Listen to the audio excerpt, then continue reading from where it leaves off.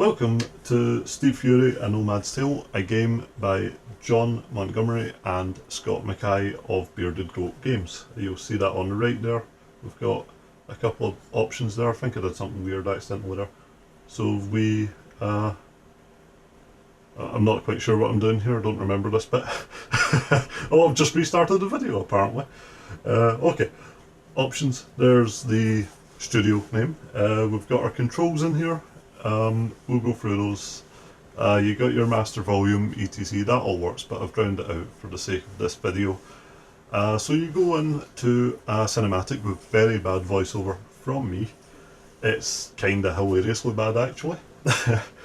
Because it's basically me having a conversation with myself in two voices. It's utterly bizarre. So we're just going to wait for this to crash land. There we go, it zooms out, fades out, sorry.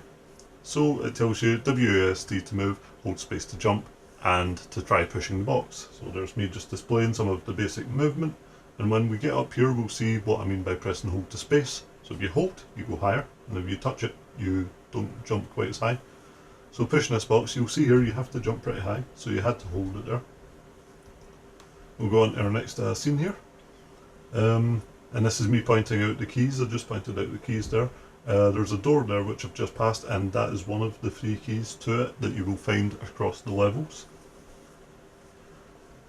Next up is an info post that tells you sometimes you have to fall before you can go up, because as you see there, I was pointing at that pillar a second ago.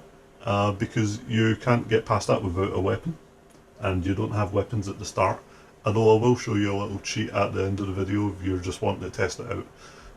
So I push this box into the acid here. You can actually make the jump if you're absolutely perfect, but we found that out just a bit too late. So press S and space to pass through some platforms, and as you see here, that's me crouching and dropping through it, instead of doing this awful method of trying to drop through them. We don't need to attack him, we've not got weapons. We don't need to go up there either, because yet again we've not got weapons. And here we go, we have weapons. He both has a gun and a sword on him. That's me displaying the sword, that's me displaying the gun, and then you have to use the sword for this, not the gun. So I jump up here and I slap him one. You need to pop on this moving platform, and then that is a health pot there. I think I actually planned on pointing that out before. And then you can jump and shoot that little guy. Jump there. That is a checkpoint right there, although it doesn't tell you. Super sneaky. But you'll find out when you, if you die at the mini boss. I don't think I do.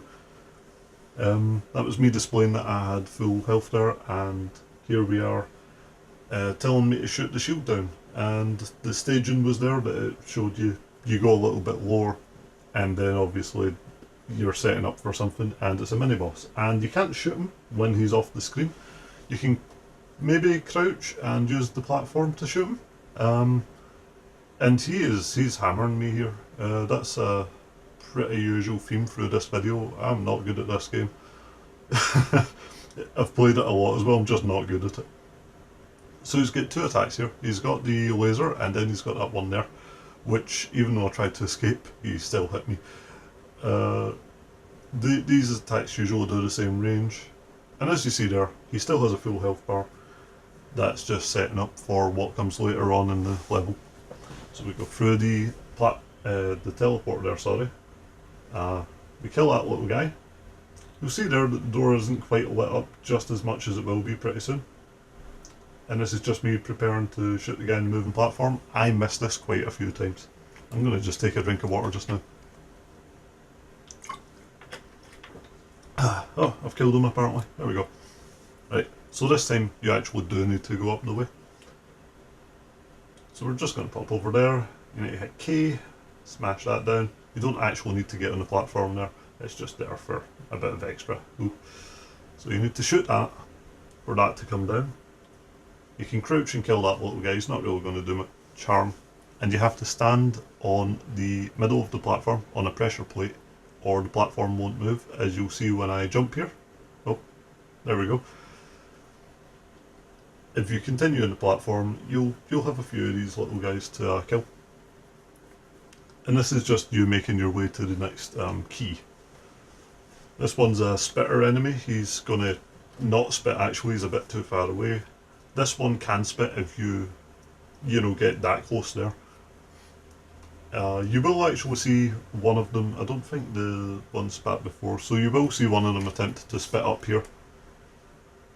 Yeah, he didn't get anything out of that.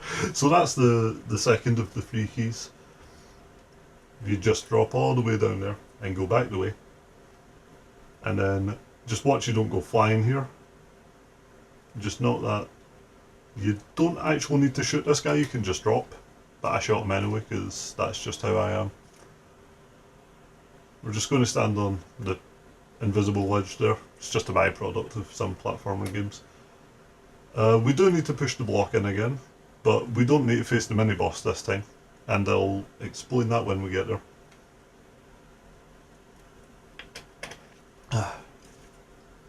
Right, so this time we can actually jump up instead of going along, and you'll maybe have seen the key on the right. So we have to shoot this thing just like you did the last time, and when you shoot that you activate that door on the right, the door comes down and you get a key. Now this time you can either go right or you can go left, it honestly doesn't matter. I'm going to drop to the right, but we're not going down that way this time. We're going to go back the way. That was me clearly not paying any attention and then freaking out. Oh, I'm really not good at this game. So we're going to jump up this bit just like a ladder. And we've got our 3 keys now, so we are on our way to fight the final boss. And the box is still there, so you can jump over there. Luckily it doesn't plunge into the acid. And when you go up, you just run back the way to the door we seen earlier on. As you'll see, it's got the 3 lights on it and it's lit up this time. So make my way over to it, you have to press E. And once you get in here, there's going to be a little guy, you have to crouch to shoot him. I crouched and faced the wrong way for some reason.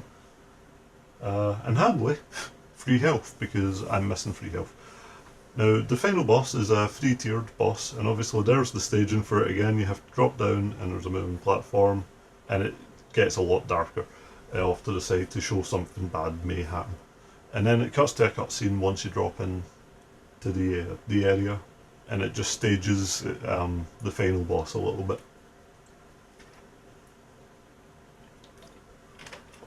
So there he is. He's pretty angry because you shot his shield down earlier on.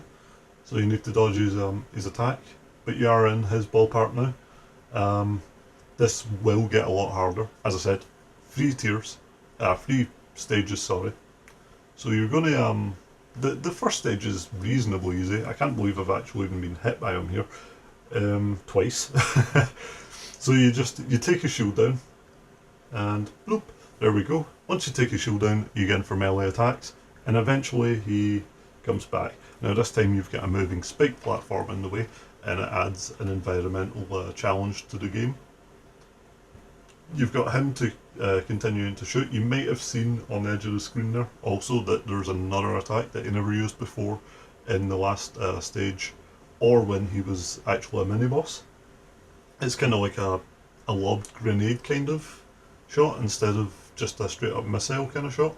He doesn't use that as often in this video, oddly. He is coded to randomly do it, so it's up to him. Oh, I actually did get him down before I lost health this time. I'm pretty certain I died on this quite a few times. So you'll see, yep, I died there. You'll have seen there was also the spike platform at the top. There's me pointing it out. That's handy. Oh, my throat's real dry. You'll have seen there the grenade shot. There it is there. It's just hit me. So the issue with the spikes at the top, this is what makes it really hard, is you can't always stand on the platform that you can stand on. You have to crouch when you're on that platform, and also it's the perfect height. You can also stand on top of it handily. It's the perfect height that if you're on the floor, you can't just hold space the entire way, or you'll just jump right into it. So the third stage is very difficult in comparison, to be fair, but that's just how it works. And of course you can't shoot him when he's off the screen. That's me. Okay, I've cut forward because I just died so many times. You'll have seen me jumping into the spikes there. There we go, so he's down, and you hit him the last couple of times and he goes down. Then it animates the explosion. There we are. And after a second, that door's going to come down, and when you go through there, the game is actually set up to go to an end screen, but I've overridden it for testing purposes. So it just goes back to the start in case you want to mess about with anything.